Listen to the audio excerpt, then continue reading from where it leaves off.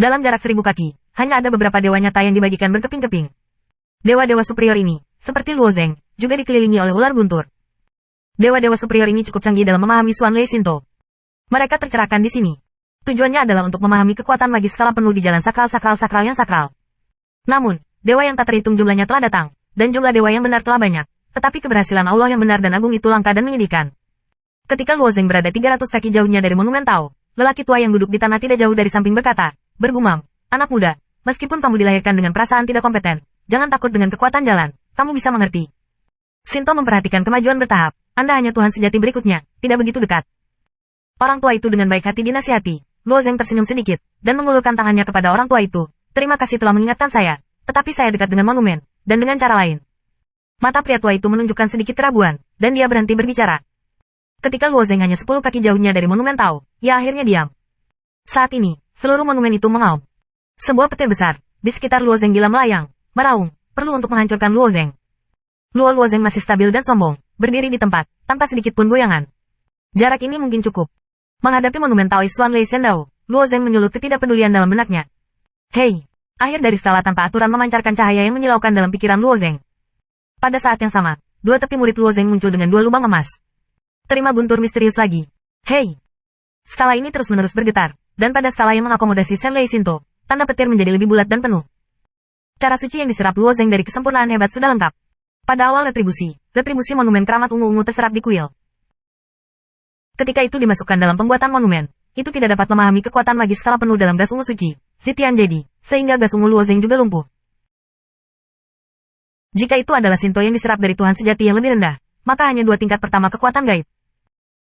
Sekarang berhadapan dengan monumen Taois Xuanlei Shinto dari Luo Zeng secara alami sempurna, karena ia menghadapi Shinto lengkap, apakah itu tiga atau ketiga dari Xuanlei Shinto, atau bahkan panggung penuh. Ajaib, dia bisa menggunakannya dengan bebas. Setelah pada skala penuh, bagian kecil Dewa Luo Xiaozeng di dunia yang sesuai dengan Xuanlei Shinto juga cenderung sempurna, dan cahaya yang dipetakan melalui tubuh ketuhanan juga mulai selesai. Luo Zeng berdiri begitu bodoh di tempat yang sama, mengarah ke pandangan aneh di belakangnya. Apakah itu Tuhan atas, Tuhan bawah, atau mereka yang menyaksikan Tuhan? Mereka berbisik-bisik. Mereka tidak tahu apa yang ingin dilakukan Luo Zeng, dan mereka bahkan tidak mengerti kekuatan Luo Zeng. Untuk waktu yang lama, wajah Luo Zeng menunjukkan senyum puas. Saat dia hendak membubarkan sepasang naga emas, pemandangan aneh itu muncul.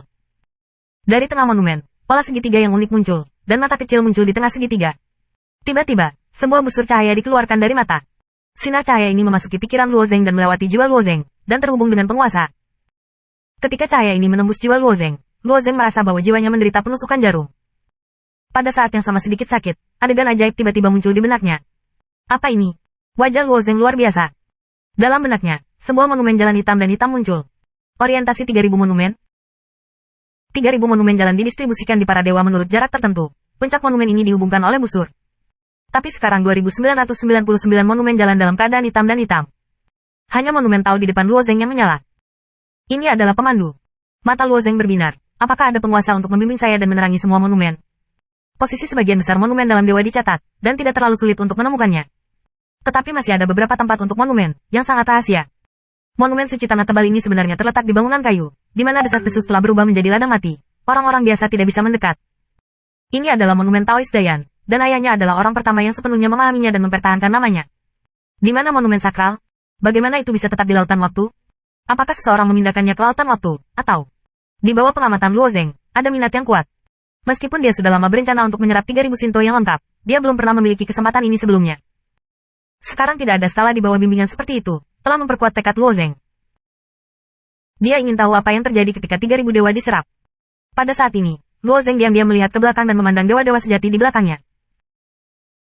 Mata para dewa sejati ini masih terkonsentrasi pada Luo Zeng, dan mereka belum memperhatikan segitiga dan mata pada monumen Taois. Mereka seharusnya tidak melihat pemandangan seperti itu ketika mereka ingin datang. Ketika Luo Zeng menyebarkan plakat emas, segitiga dan mata menghilang pada saat yang sama. Ada senyum tipis di wajahnya dan dia meninggalkan monumen. Ini bukan tugas yang mudah untuk menerangi 3000 monumen.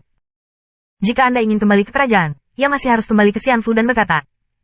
Ketika Luo Zeng melangkah keluar dari tanah Ritpul, tiga dewa asli dan Luo Zeng saling memandang. Melihat ekspresi Luo Zeng Xiao, ketiga dewa superior ini benar-benar memiliki perasaan dingin. Dekat dengan monumen jalan, 10 kaki jauhnya. Hanya tentang kebesaran Allah yang benar yang memenuhi syarat untuk melakukannya. Hanya 3 dari mereka yang menghitung perampokan Luo Zeng, tetapi sekarang pikiran ini sudah menghilang, dan Anda bisa mengerti dengan jari-jari kaki Anda, pemuda ini tidak pernah sesederhana kelihatannya. Tepat ketika Luo Zeng siap untuk pergi. Lebih dari selusin raksasa, puluhan dewa besar dan sejati, telah turun ke domain besar melalui arai transmisi. Mereka menerima pesanan untuk melacak saluran luar angkasa di 13 domain. Saluran spasial ini terletak di posisi perkiraan dari 13 domain, dan telah ditandai. Semua hasil yang hebat hanya perlu menemukan perkiraan orientasi di sekitar tanda. Saluran luar angkasa yang ditandai dalam domain Fangtian sangat dekat dengan Fangtian Cheng di rumah kita. Tampaknya di sebelah monumen Xuan Lei Sinto. Pesta yang terbang di atas langit cenderung tidak melihat jarak. 13 saluran luar angkasa. Siapa yang tahu kemana harus datang? Bahkan jika kami tiba, orang-orang sudah berlari. Ini tidak berbeda dengan jarum di tumpukan jerami. Fang Wushao berkata bahwa peternakan hewan darah dingin dan dingin